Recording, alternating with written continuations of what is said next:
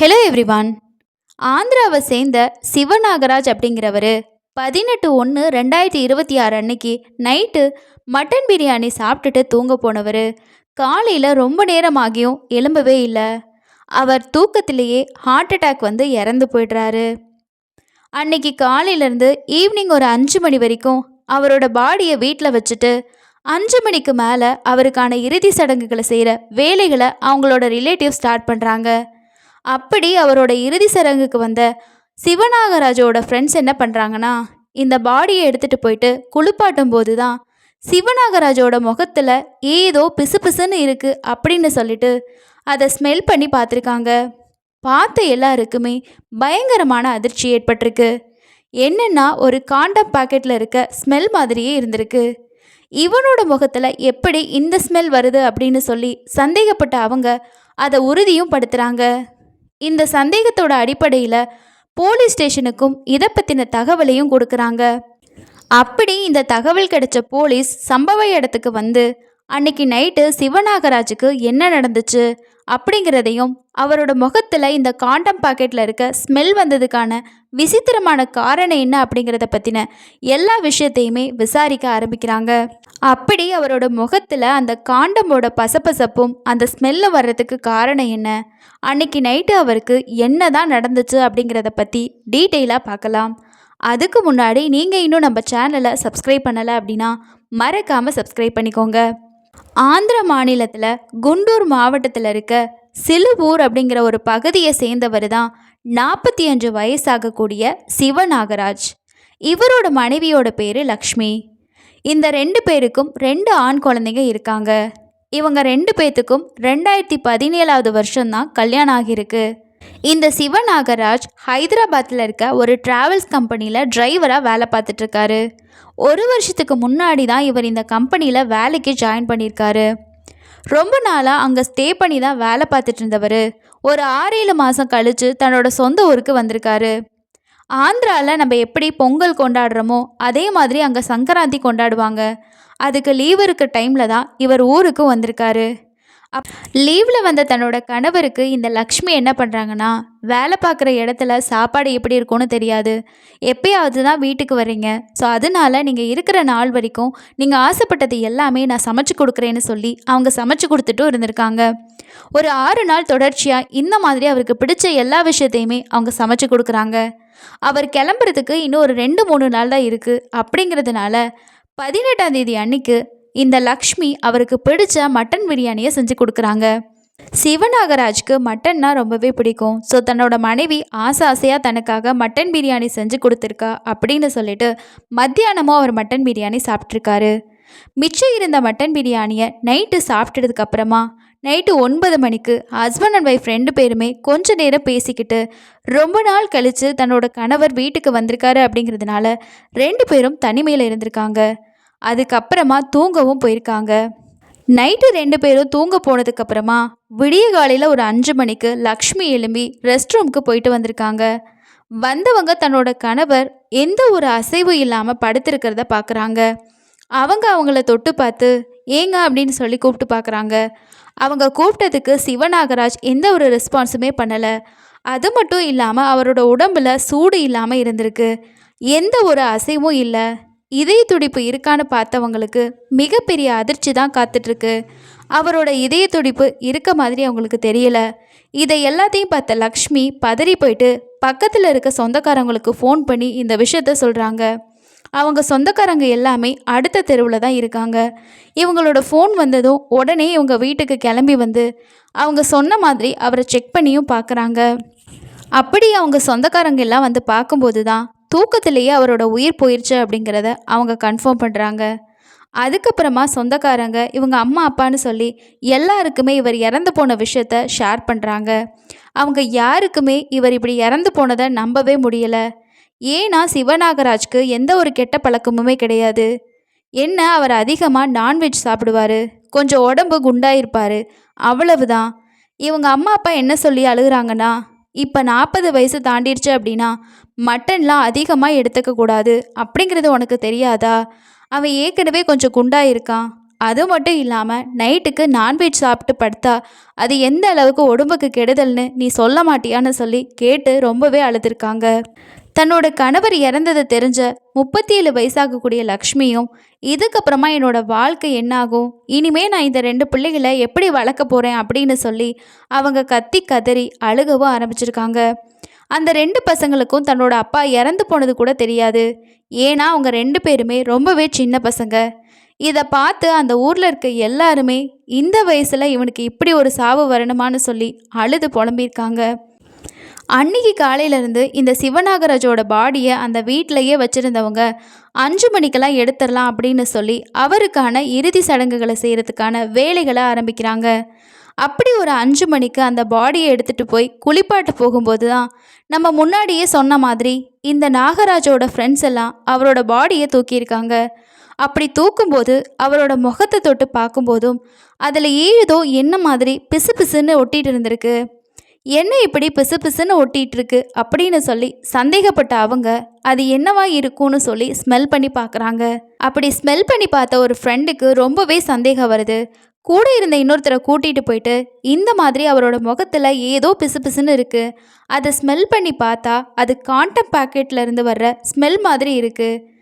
அவர் கூட இருந்த இன்னொரு ஃப்ரெண்டு அதை நம்பவே இல்லை. நீ பொய் சொல்கிற, அதெப்படி இறந்து போனவங்களோட முகத்தில் அந்த மாதிரி ஸ்மெல்லெல்லாம் வரும், நீ வேறு ஏதோ யோசிச்சுட்டு சொல்கிற அப்படின்னு சொல்லியிருக்காங்க. அதுக்கு அந்த ஃப்ரெண்டு என்ன சொல்கிறார் அப்படின்னா, உனக்கு சந்தேகமாக இருந்துச்சுன்னா நீ மெடிக்கலுக்கு போயிட்டு அந்த மாதிரி ஒரு பேக்கெட்டை வாங்கிட்டு வந்து பிரித்து ஸ்மெல் பண்ணி பாரு, கண்டிப்பாக உனக்கு இது புரியும் அப்படின்னு சொல்லியிருக்காரு. அவர் சொன்னதை கேட்டு உடனே அவங்களும் கிளம்பி போயிட்டு பக்கத்தில் இருக்க மெடிக்கல் ஷாப்லேருந்து ஒரு காண்டம் பேக்கெட்டை வாங்கிட்டு வராங்க. வாங்கிட்டு வந்ததுக்கப்புறமா அவங்க சொன்ன மாதிரியே அவரோட முகத்தில் இருந்த அந்த பிசுபிசுப்பு தன்மையில் வந்த ஸ்மெல்லும் இந்த பேக்கெட்டில் வர ஸ்மெல்லும் ஒன்று தான்றதை அவங்க கன்ஃபார்ம் பண்ணுறாங்க. அது மட்டும் இல்லாமல் இந்த நாகராஜோட பாடியில் அவரோட காதில் ரத்தம் வந்த விஷயத்தையும் அவங்க குளிப்பாட்டை தூக்கிட்டு போகும்போது கண்டுபிடிக்கிறாங்க. ரத்தம் உறைஞ்சு கிடக்கிறத அவர் பார்த்தேன்னு சொல்லியிருக்காரு. ஸோ எல்லா விஷயமுமே சந்தேகத்தை ஏற்படுத்துது. அப்படிங்கிறதுனால இது ஒரு இயற்கையான மரணமாக இருக்க வாய்ப்பில்லை, கண்டிப்பாக இவரோட இறப்பில் ஏதோ ஒரு சந்தேகமான விஷயம் இருக்கும்னு சொல்லி அவங்களுக்குள்ளே பேச ஆரம்பிக்கிறாங்க. இதுக்கு மேலேயே நம்ம லேட் பண்ணக்கூடாது அப்படின்னு நினச்ச சிவநாகராஜோட ஃப்ரெண்ட்ஸ் என்ன பண்ணுறாங்கன்னா, போலீஸ்க்கு கால் பண்ணி இந்த மாதிரி ஒரு இறப்பு நடந்திருக்கு, ஸோ அதில் எங்களுக்கு சந்தேகம் இருக்குது அப்படிங்கிற மாதிரி கம்ப்ளைண்ட்டும் கொடுக்குறாங்க. அது கூடவே இப்போவே இந்த பாடியை அடக்கம் பண்ணுறதுக்கான வேலை எல்லாமே செஞ்சிட்ருக்காங்க. அதனால நீங்கள் லேட் பண்ணாமல் வந்து இந்த சம்பவம் எதனால் நடந்துச்சு, இது கொலையா இல்லைனா அவர் இயற்கையாகவே இறந்துட்டாரா அப்படிங்கிறத எங்களுக்கு கண்டுபிடிச்சு சொல்லுங்கன்னு கேட்டிருக்காங்க. ஸோ இதை கேள்விப்பட்ட போலீஸ் உடனே அவங்களோட ஸ்டேஷன்லேருந்து கிளம்பி ஸ்பாட்டுக்கு வர்றாங்க. சிவநாகராஜோட வீட்டுக்கு வந்த போலீஸ் அங்கே இருக்கக்கூடிய ரிலேட்டிவ்ஸ் கிட்ட என்ன சொல்கிறாங்க அப்படின்னா, எங்களுக்கு கம்ப்ளைண்ட் வந்திருக்கு, நாங்கள் இந்த பாடியை அடக்கம் பண்ண விட மாட்டோம், முதல்ல இந்த பாடியை நாங்கள் அட்டாப்சி பண்ணி இவர் எதனால் இறந்தாரு, இயற்கையாக தான் இறந்தாரா இல்லை இது கொலையா அப்படிங்கிறத பற்றின விசாரணையை நாங்கள் நடத்தணும், அதனால் பாடியை எங்ககிட்ட நீங்கள் ஹேண்ட் ஓவர் பண்ணிடுங்க, நாங்கள் போஸ்ட்மார்ட்டத்துக்கு அனுப்பணும் அப்படின்னு சொல்கிறாங்க. இதை கேட்ட அவங்க ரிலேட்டிவ் ஆகட்டும் அவரோட மனைவியான லக்ஷ்மி ஆகட்டும் எல்லாருக்கும் பெரிய ஒரு ஷாக்காக இருந்திருக்கு. லக்ஷ்மி அந்த டைமில் என்ன பண்ணுறாங்க அப்படின்னா, நாங்கள் எந்த கம்ப்ளைண்ட்டுமே கொடுக்கலையே, அவர் நைட்டு தூங்கினாரு, காலையில் ஹார்ட் அட்டாக்னால தான் இறந்து போயிட்டாரு, அது மட்டும் இல்லாமல் நான் ரொம்ப சின்ன வயசுலேயே என்னோடய கணவரை இழந்துட்டு இப்போ அடுத்து என்ன செய்கிறதுன்னு தெரியாமல் புலம்பிக்கிட்டு இருக்கேன், நீங்கள் என்னோடய கணவரை அட்டாப்சி பண்ண தேவையில்லை, நாங்கள் அவருக்கு எங்களோட சொந்த இடத்துலையே சமாதி வைக்கணும் அப்படின்னு நினச்சிட்ருக்கோம், அதனால் நீங்கள் எங்ககிட்ட அவரோட பாடியை கொடுத்துருங்க அப்படின்னு போலீஸ்கிட்ட கேட்குறாங்க. அது கூடவே இந்த லக்ஷ்மி தனக்கு சப்போர்ட்டிக்காக அந்த ஊரில் இருக்க எல்லாரையுமே பேச சொல்கிறாங்க. ஊரில் இருக்க எல்லாருமே போலீஸ்கிட்ட என்ன சொல்கிறாங்கன்னா, நாங்கள் எந்த கம்ப்ளைண்ட்டும் கொடுக்கல, அது மட்டும் இல்லாமல் நீங்கள் எதுக்காக இந்த போஸ்ட்மார்ட்டம் பண்ணணும்னு பாடியை எடுத்துகிட்டு போனீங்க அப்படின்னு கேட்குறாங்க. அதெல்லாம் இல்லை, ஆல்ரெடி எங்களுக்கு இந்த சம்பவம் ரிலேட்டடாக கம்ப்ளைண்ட் வந்துருச்சு, நாங்கள் அதை ஃபைல் பண்ணிட்டோம், கண்டிப்பாக இந்த பாடியை எடுத்துகிட்டு போயிட்டு நாங்கள் போஸ்ட்மார்ட்டம் தான் பண்ண போகிறோன்னு சொல்லிட்டு அங்கேருந்து சிவநாகராஜோட பாடியை ஆம்புலன்ஸ் மூலமாக பக்கத்தில் இருக்கக்கூடிய கவர்மெண்ட் ஹாஸ்பிட்டலுக்கு அட்டாப்சி பண்ணுறதுக்காக அனுப்பி வைக்கிறாங்க. கூடவே அந்த அட்டாப்சி ரிப்போர்ட்டுக்காகவும் போலீஸ் வெயிட் பண்ணிகிட்ருக்காங்க. போலீஸ் எதிர்பார்த்த மாதிரியே அந்த அட்டாப்சி ரிப்போர்ட்டும் அவங்க கைக்கு வருது. அதை படித்து பார்த்த போலீஸ்க்கு மிகப்பெரிய அதிர்ச்சி ஏற்படுது. அவங்களோட நண்பர்கள் சொன்ன மாதிரியே இந்த நாகராஜ் இயற்கையாக இறந்து போகலை, மூச்சு திணறடிக்கப்பட்டு தான் அவர் இறந்து போயிருக்காரு அப்படின்னு சொல்லி அந்த அட்டாப்சி ரிப்போர்ட்டில் தெரிய வருது. அது மட்டும் இல்லாமல் இவங்க ஃப்ரெண்ட்ஸு சந்தேகப்பட்ட மாதிரி அவரோட முகத்தில் இருந்தது காண்டம் பாக்கெட்டில் இருக்கக்கூடிய அந்த ஜெல்லு தான் அப்படின்னு சொல்லி தெரிய வந்திருக்கு. அது கூடவே சிவநாகராஜோட நெஞ்சு பகுதியில் இருக்க 5 விலா எலும்புகள் உடைக்கப்பட்டிருந்திருக்கதும் அது உள்ளேயே நொறுங்கி இருக்கிறதும் தெரிய வந்திருக்கு. இதை வச்சு பார்க்கும்போது போலீஸ்க்கு கண்டிப்பாக இந்த சிவநாகராஜ் அப்படிங்கிறவர் இயற்கையாக இறந்து போகலை, அவரை யாரோ கொலை பண்ணியிருக்காங்க. ஸோ அதனால அன்றைக்கி நைட்டு அந்த வீட்டில் இருந்த அவரோட மனைவியான லக்ஷ்மி மேலே தான் போலீஸ்க்கு சந்தேகம் ஏற்படுது. அதனால் லக்ஷ்மி கிட்ட போயிட்டு போலீஸ் அவங்களோட விசாரணையை ஆரம்பிக்கிறாங்க. நேற்று நைட்டு என்ன நடந்துச்சு, உங்கள் வீட்டுக்காரருக்கும் உங்களுக்கும் சண்டை நடந்துச்சா அப்படின்னு சொல்லி அவங்களோட ஒய்ஃபை கூப்பிட்டு விசாரிக்கிறாங்க. அப்போது லக்ஷ்மி போலீஸ்கிட்ட என்ன சொல்கிறாங்க அப்படின்னா, இல்லை ஒரு 6 மாதம் கழித்து ஹைதராபாத்லேருந்து அவர் இப்போ தான் வீட்டுக்கு வந்தார். வந்ததுலேருந்து தினமும் நான் நான்வெஜ் கேட்டார், செஞ்சு தான் கொடுத்தேன். இன்னும் நான் கிளம்புறதுக்கு 2 நாள் இருக்குது அப்படின்னு சொல்லிட்டு அவர் கேட்டதெல்லாம் நான் சமைச்சு கொடுத்தேன். அதே மாதிரி தான் அன்றைக்கி 18ஆம் தேதி அவர் 2 கிலோ மட்டன் வாங்கிட்டு வந்து குழந்தைங்களுக்கு கூட கொடுக்காம அவரே எல்லாத்தையும் சாப்பிட்டாரு.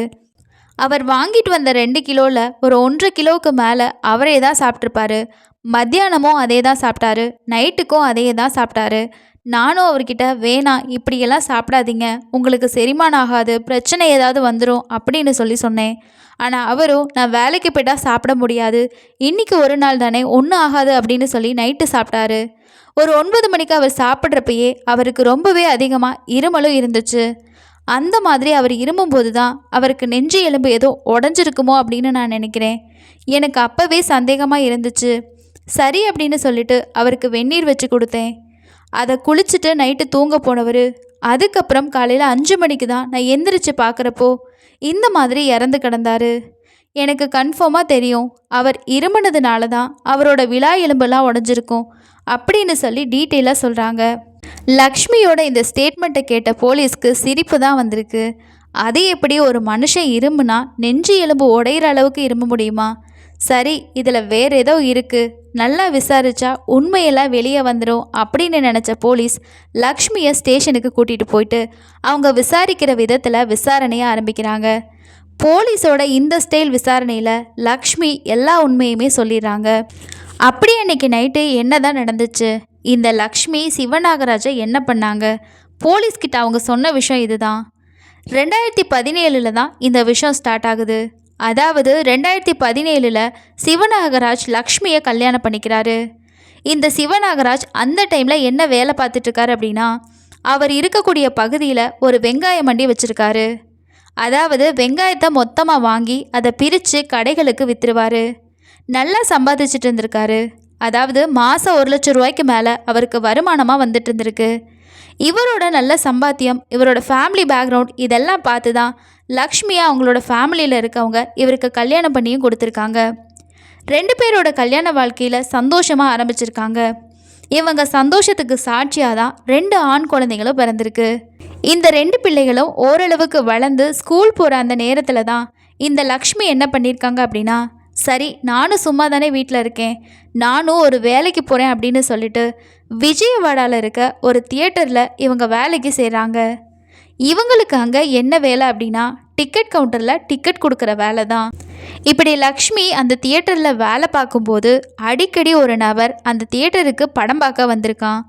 அந்த நபரோட பேர் கோபி. அவன் சட்டனப்பள்ளி அப்படிங்கிற பகுதியை சேர்ந்தவன் தான். அடிக்கடி அந்த தியேட்டருக்கு படம் பார்க்க வந்த கோபி கவுண்டரில் இருக்கக்கூடிய லக்ஷ்மி கிட்ட பேச ஆரம்பிச்சிருக்கான்.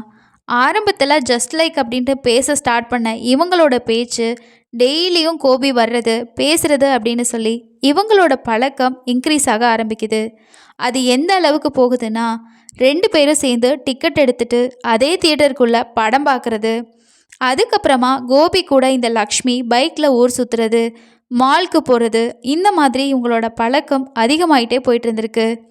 இன்னும் அதிகமாக இவங்களோட நட்பு அப்படியே கள்ளக்காதலாகவும் மாறியிருக்கு.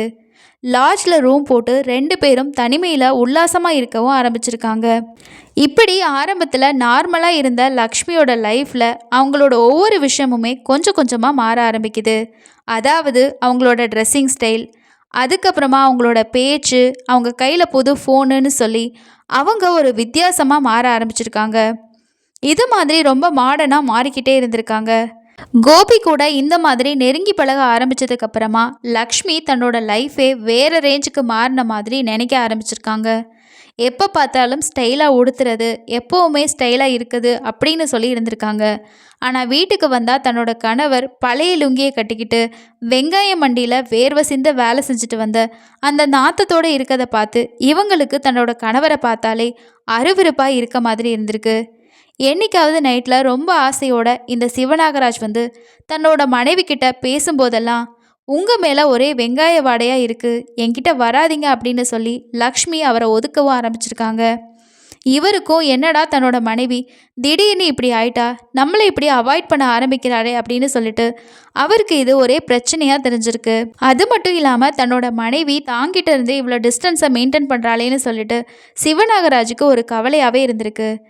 இந்த சமயத்தில் தான் லக்ஷ்மி தன்னோட கணவர்கிட்ட ஒரு விஷயத்தை பற்றி பேச ஆரம்பிக்கிறாங்க. அதாவது நீங்கள் இந்த வெங்காய மண்டியை விட்டுருங்க அப்படின்னு சொல்லி லக்ஷ்மி அவர்கிட்ட சொல்கிறாங்க. இதை கேட்டு சிவநாகராஜ் ரொம்பவே ஷாக் ஆகுறாரு. ஏன்னா மாதம் 1,00,000 மேலே இதில் தான் வருமானம் வருது, இதை நம்பி தான் நம்மளோட ஃபேமிலியே இருக்குது, இதை விட்டுட்டு நான் என்ன பண்ணுறது அப்படின்னு சொல்லி லக்ஷ்மி கிட்டே கேட்குறாரு. லக்ஷ்மி என்ன சொல்கிறாங்க அப்படின்னா, எனக்கு நீங்கள் இதில் இருக்கிறது பிடிக்கவே இல்லை, இந்த ஸ்மெல் கூட நீங்கள் இப்படியெல்லாம் இருந்தீங்கன்னா ஏன் கூட நீங்கள் ஒன்றா இருக்கவே முடியாது அப்படின்னு சொல்லி ஓப்பனாகவே சொல்கிறாங்க. தொடர்ந்து இதே மாதிரி லக்ஷ்மி தன்னை அவாய்ட் பண்ணிக்கிட்டு இருக்கதை நோட் பண்ண சிவநாகராஜ் என்ன யோசிக்கிறாருன்னா, இதுக்கு மேலேயும் நம்ம இந்த மண்டியவே ரன் பண்ணிக்கிட்டு இருந்தோம் அப்படின்னா தன்னோட மனைவி தன்னை விட்டு போயிடுவாளோ அப்படிங்கிற பயம் அவருக்குள்ளே வர ஆரம்பிச்சிடுது. அதனால அவள் சொன்ன மாதிரியே நம்ம இந்த மண்டியை க்ளோஸ் பண்ணிடலாம், அவள் என்ன ஆசைப்படுறாளோ அந்த மாதிரி நம்ம இருக்கலாம் அப்படின்னு சொல்லி முடிவு பண்ணுறாரு. இதுதான் அவரோட வாழ்க்கையில் அவர் செஞ்ச மிகப்பெரிய ஒரு தப்பு.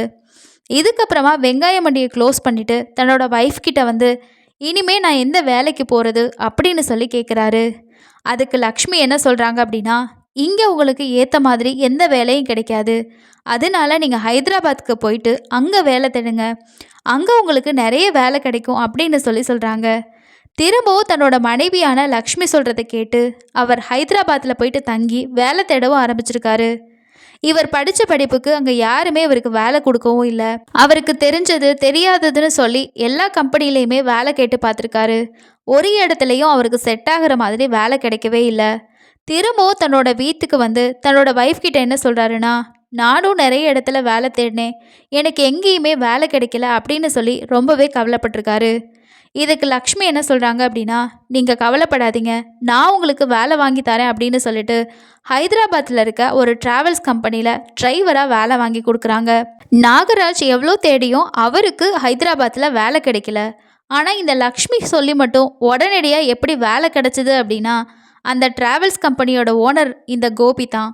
அதாவது இந்த லக்ஷ்மியோட இப்போ கள்ளக்காதலனாக இருக்கக்கூடிய அந்த கோபிக்கு சொந்தமாக ட்ராவல்ஸ் ஒன்று இருக்குது. அதுலேயே தன்னோட கணவருக்கு ஒரு டிரைவர் வேலையை வாங்கி கொடுத்துட்டு அவரை அங்கேயே தங்க வச்சுருக்காங்க. அப்படி தங்க வச்ச கணவர் வந்து ஹைதராபாத்தில் வேலை பார்த்துட்டு இருந்திருக்காரு. இவங்க இங்கே கோபி கூட எப்போ பார்த்தாலும் உல்லாசமாக சுற்ற வேண்டியது. 2 பேரும் வீட்லேயும் சரி லாட்ஜ்லேயும் சரி ரூம் போட்டு நினச்ச நேரமெல்லாம் சந்தோஷமாக இருந்திருக்காங்க. இப்போ புரிஞ்சிருக்கோம் ஏன் இந்த லக்ஷ்மி தன்னோட கணவரை வெங்காய மண்டியை க்ளோஸ் பண்ணிவிட்டு ஹைதராபாத்துக்கு வேலைக்கு போக சொல்லியிருப்பாங்க அப்படின்னு.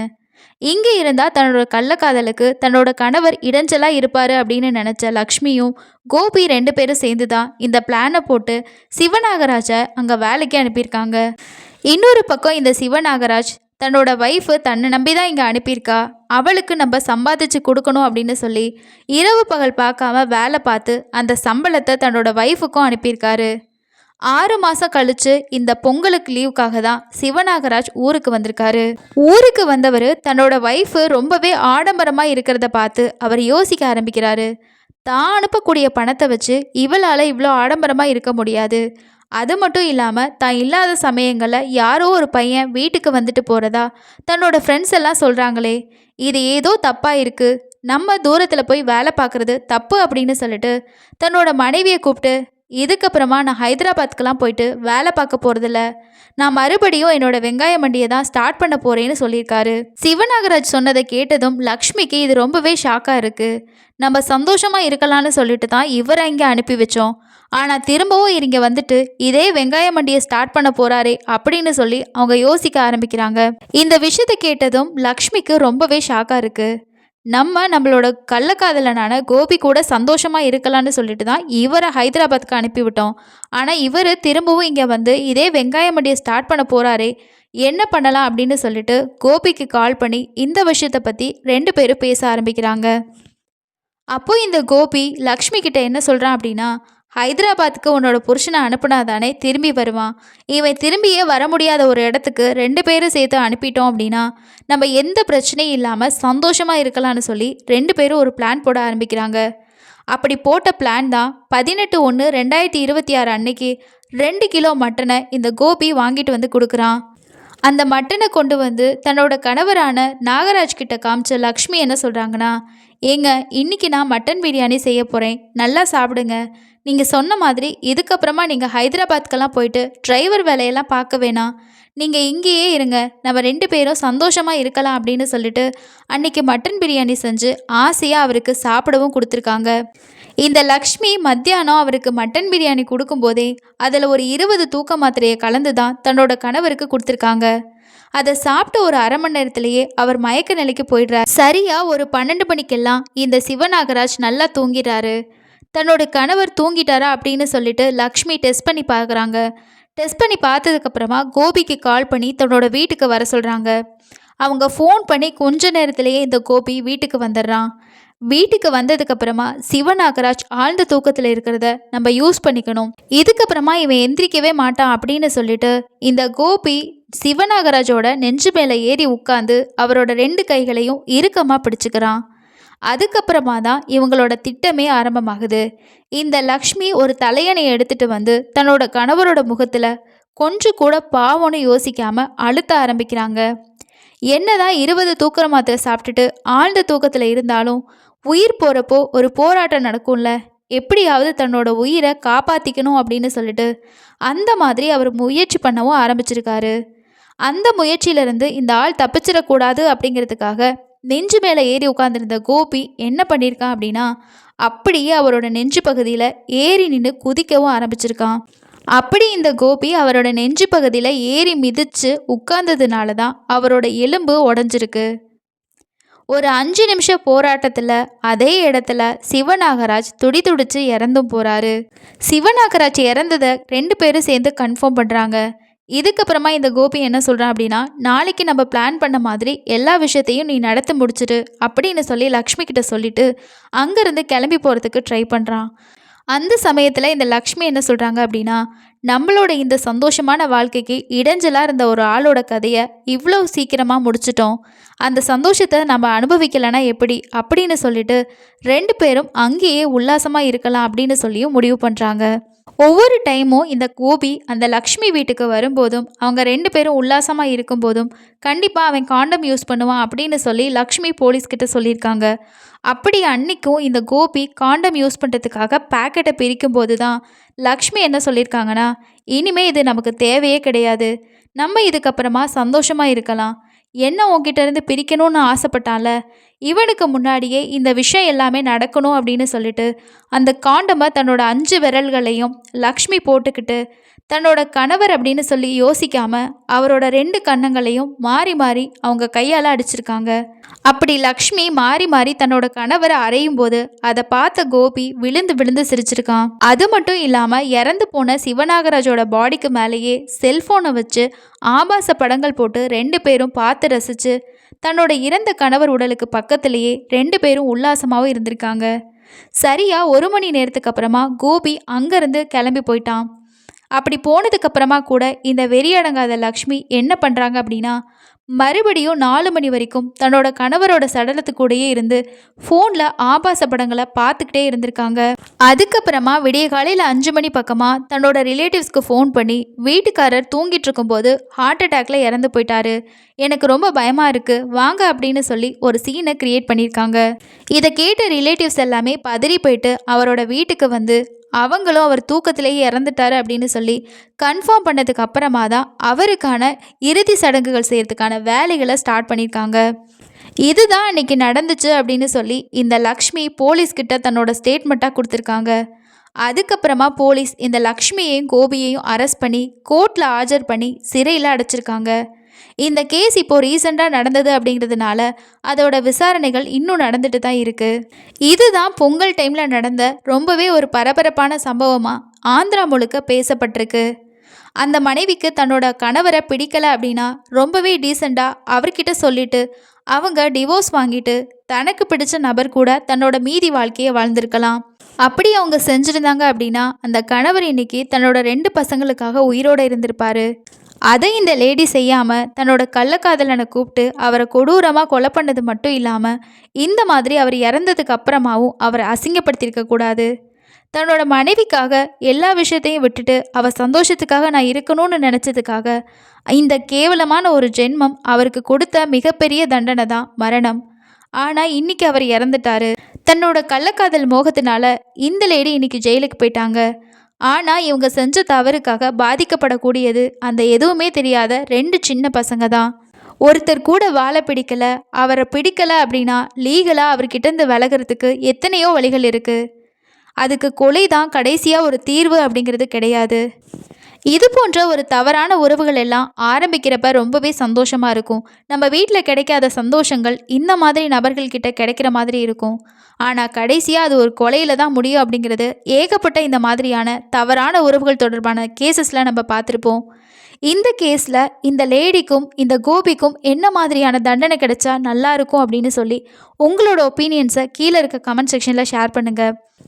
அடுத்த இன்னொரு க்ரைமில் சந்திக்கலாம். நன்றி.